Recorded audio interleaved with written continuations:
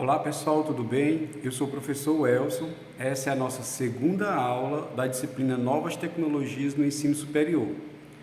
Nós tivemos a primeira aula, essa é a nossa segunda e última aula. Na primeira aula, nós conhecemos o que são as novas tecnologias no ensino superior, as tecnologias digitais, como fazer uso dessas tecnologias, qual a importância delas na formação do professor e no dia a dia da sala de aula. Discutimos também a importância dessas tecnologias na instituição escolar, principalmente na universidade, com pesquisa, extensão e ensino também. O objetivo dessa aula de hoje é nós trabalharmos as possibilidades dessas tecnologias digitais, as principais tendências e as barreiras e desafios para a integração dessas tecnologias digitais da informação e comunicação no ensino superior. Então, quais são as possibilidades das tecnologias digitais da informação e comunicação no ensino superior?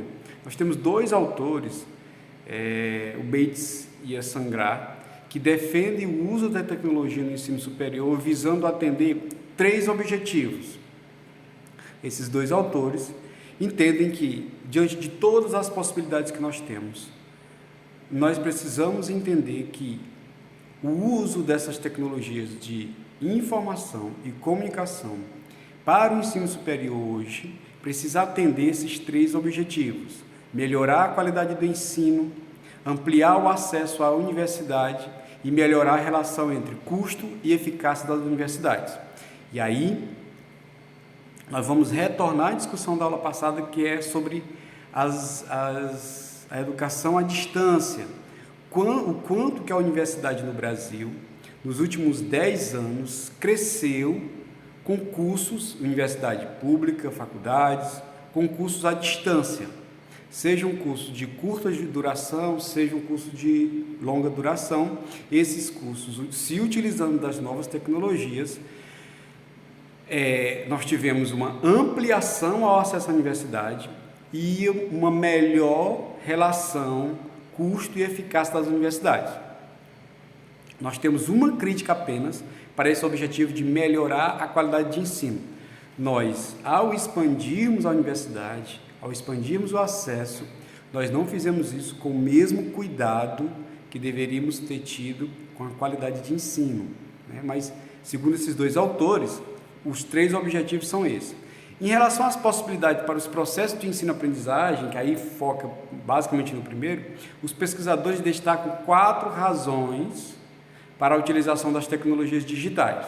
Primeira delas, melhorar a qualidade do ensino e a aprendizagem ao exigir a construção de novos modelos baseados nas possibilidades que as tecnologias oferecem e não apenas na utilização das novas tecnologias em velhas e tradicionais práticas de transmissão de conteúdo. De nada adianta eu trocar a lousa, eu trocar o quadro negro por um data show, minha aula continuar a mesma. Eu preciso fazer com que minha aula ganhe dinamicidade, eu preciso transformar minha aula a partir daquele equipamento. Eu não preciso me adaptar ao equipamento. Eu posso utilizar o equipamento para enriquecer a minha aula. O que eu não posso é estar com a mesma postura, utilizando um equipamento de ponta e a mesma postura, uma prática ainda voltada para apenas uma aula expositiva. Então, dando um exemplo, eu dou uma aula expositiva, e aqui sem nada de ser contra a aula expositiva, é um brilhante método. Eu dou uma aula expositiva, aí eu deixo de usar um quadro para usar o data show e não muda nada. A minha aula continua sendo a mesma, a aula que eu estava dando com o quadro. Então, eu só transferi o quadro para a tecnologia. Aquilo não melhorou em nada, facilitou a minha vida, mas não melhorou em nada o meu desempenho em sala de aula. Basicamente isso. Atender ao estilo de aprendizagem dos alunos na sociedade contemporânea, que sofre grande impacto com a utilização das tecnologias. ampliar o acesso às oportunidades de aprendizagem e aumento da flexibilidade para os estudantes, desafios fundamentais para o universo da atualidade, o poder e dever das tecnologias em ser utilizada para desenvolver as habilidades e competências necessárias para o século XXI, como o letramento digital e informacional, a comunicação interpessoal, o pensamento crítico e a solução de problemas. Nós estamos vivendo hoje, no mundo e no Brasil também especificamente, nós estamos vendo hoje uma enxurrada de mentiras que são contadas diariamente na internet, e essas mentiras são reproduzidas, que ganharam o nome de fake news. É o mau uso da internet, é o uso criminoso até da internet, disseminação de mentiras para desqualificar A ou B. E aqui, sem fazer o juízo de valor, isso é fruto de um analfabetismo digital. O que eu estou querendo dizer? As pessoas têm acesso econômico, elas têm acesso social a determinados equipamentos sem ter o preparo cognitivo para tal. Vou aqui explicar melhor. 98% dos lares brasileiros tem uma televisão. Que bom! A televisão serve para diversão, informação e etc. Então, 98% dos lares brasileiros, segundo o IBGE, têm acesso a conteúdos da televisão. Ou seja, tem uma televisão em casa que tem acesso aos canais abertos, principalmente. Mas essas pessoas, a maioria delas, a maioria de nós, não temos a noção do poder de uma televisão dentro de uma casa, do poder de venda de uma televisão. A televisão, ela é, antes de tudo, o maior vendedor que o mundo já criou, é a televisão. Então ela te pega sentado na sala, ali, no teu aconchego, com a tua família, e ela começa a te vender através de comerciais e por aí vai. Então a televisão, ela não está ali para te informar nem para te divertir, ela está ali para vender. Entre uma venda e outra, ela te informa, ela te diverte e etc. Onde é que eu quero chegar?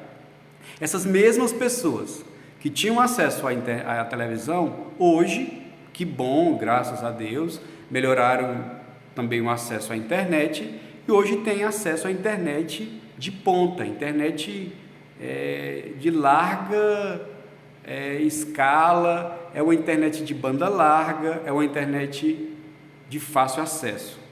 Onde é que eu quero chegar? É que essas pessoas, a maioria delas, migraram para o mundo digital sem ter noção que mundo é aquele. É um mundo que tem um computador ligado à rede mundial de computadores, que é a internet, com acesso à internet de altíssima qualidade, e esse computador, ele acaba mudando o jeito dessas pessoas se relacionarem com a informação, com a notícia e principalmente com o conhecimento. Então você recebe diariamente conteúdos de coisas mentirosas, que não tem nada a ver, absurdas, mas que bem maquiadas enganam até os outros que são bem treinados ali. Avalie só quanto é fácil enganar uma pessoa de 60 anos, 50 anos, de 40 anos, que são, não é porque essas pessoas são analfabetas, não. Essas pessoas são de um mundo analógico, eu sou de um mundo analógico, e entrar em contato com o mundo digital, e é como se eu raciocinasse o mundo analógico, mas que eu estivesse mergulhado dentro do mundo digital. O que eu estou dizendo é que o uso dessas tecnologias digitais na sociedade, esse uso, ele é discriminado, esse uso ele é descontrolado, esse uso é sem objetivo específico, cada um faz o uso que quer, pratica-se crimes, calúnias e se diverte, etc. Para o ensino superior, essas mesmas tecnologias precisam ter um fim, precisam ter um objetivo, uma finalidade, para que o professor faça bom uso disso. Por que eu estou fazendo esse paralelo?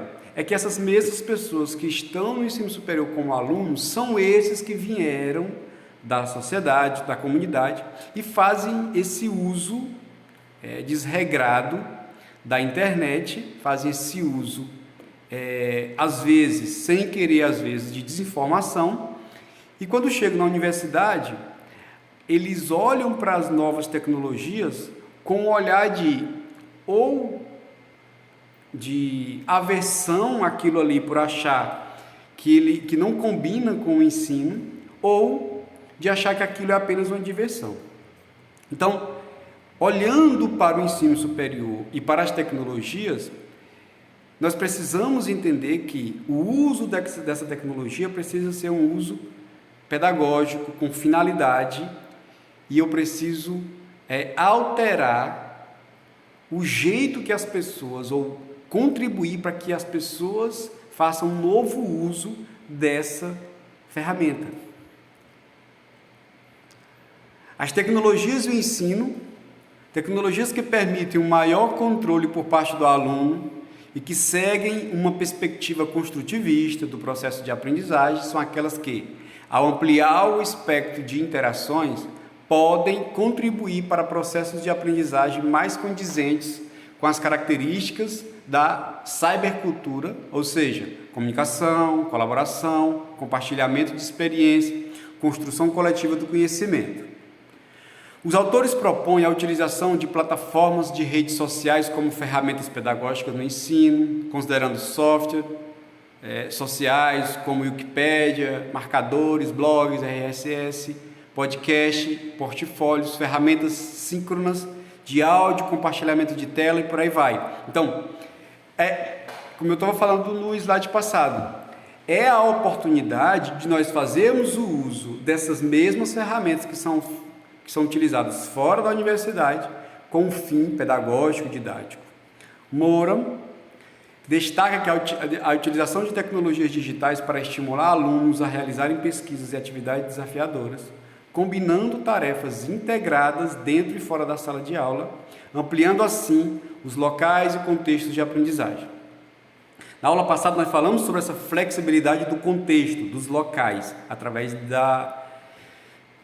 das aulas assíncronas e síncronas também. Então, fazer uso desses locais e desses novos contextos através dessas ferramentas digitais. Principais tendências em tecnologias digitais no ensino superior. A NMC Report é um relatório anual desenvolvido pela New Media Council. O relatório aponta 6 tecnologias emergentes que terão grande impacto no ensino superior nos próximos 5 anos. Então, essas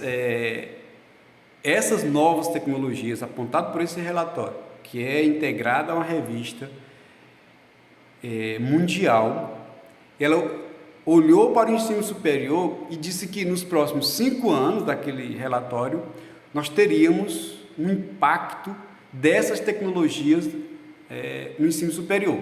Primeiro, a adoção da sala de aula investida. O que é a sala de aula investida, professor? É a sala de aula onde você estuda parte do conteúdo em casa e na escola você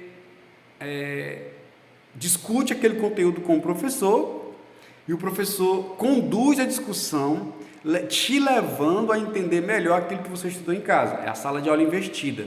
Você estuda em casa e na escola. A análise da aprendizagem por meio de dados gerados pelo usuário. Então, isso é importantíssimo. Esses dados gerados pelo usuário, através de uma análise da aprendizagem daquele, para se agir em cima daquelas deficiências, se agir em cima daquelas dificuldades. A adoção de impressoras 3D, que já é uma realidade hoje em várias universidades e institutos no Brasil inteiro. A utilização de jogos e a gamificação do ensino, que no ensino remoto teve uma disseminação muito grande. A utilização de tecnologias de quality self, que é olhar a qualidade, verificar essa qualidade. Utilização de assistentes visuais, permitindo maior personalização do ensino e aprendizagem. Em consonância com as principais tendências mundiais, as aprendizagens online e híbrida apresentam-se com forte presença, demonstrando rápida evolução e crescimento no contexto brasileiro. Barreiras e desafio para a integração dessas tecnologias no ensino superior. Eu listei algumas barreiras. Barreiras internas, as atitudes ou percepções dos professores em relação à tecnologia e o nível de competência para seu uso. Barreiras externas, a disponibilidade e acessibilidade à infraestrutura necessária, a presença de suporte técnico especializado, apoio institucional, programa de formação continuada de professores para utilizar essas tecnologias. Então, como barreiras externas, eu tenho essas dificuldades que são oriundas do sistema, oriundas da instituição, com relação à formação continuada e com relação a esse suporte técnico. Fatores que atravessam tanto fontes internas como externas. A falta de tempo dos docentes para participarem de programas de formação continuada para esse fim e também para desenharem novas atividades, materiais e metodologias afinados com as tecnologias digitais. Então, nós temos esses problemas que não são nem internos ou externos, porque se eu tenho uma formação para professores e ele não tem tempo para essa formação ou não tem interesse, esse é um problema de decisão foro íntimo, ele deve entender que se precisa dessa formação ou não.